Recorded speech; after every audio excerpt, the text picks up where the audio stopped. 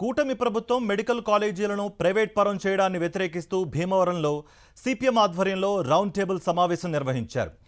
పుచ్చలపల్లి సుందరయ్య భవన్లో జరిగిన ఈ సమావేశంలో సిపిఎం నేతలతో పాటు వామపక్ష, దళిత, ప్రజా సంఘాల నాయకులు కూడా పాల్గొన్నారు. వైద్యం పేరుతో వ్యాపారం చేస్తున్నారని ఆగ్రహం వ్యక్తం చేశారు. సామాన్య ప్రజలకు వైద్య విద్యను కూటమి ప్రభుత్వం దూరం చేస్తోందని మండిపడ్డారు. వెంటనే ప్రైవేటీకరణ నిర్ణయాన్ని వెనక్కి తీసుకోవాలని డిమాండ్ చేశారు.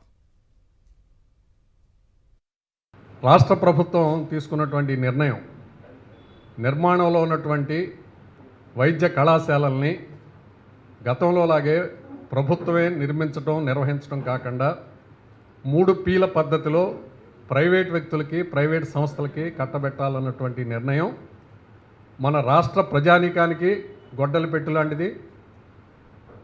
రాష్ట్రంలో ఉన్నటువంటి ప్రజానీకానికి తీరనటువంటి హాని జరుగుతుంది. వైద్య విద్యార్థులకే కాదు, మన వైద్యానికి కూడా ఈ రాష్ట్రంలో ఆరోగ్యం కాకుండా సుస్థి చేయడానికి ఇది తోడ్పడుతుంది.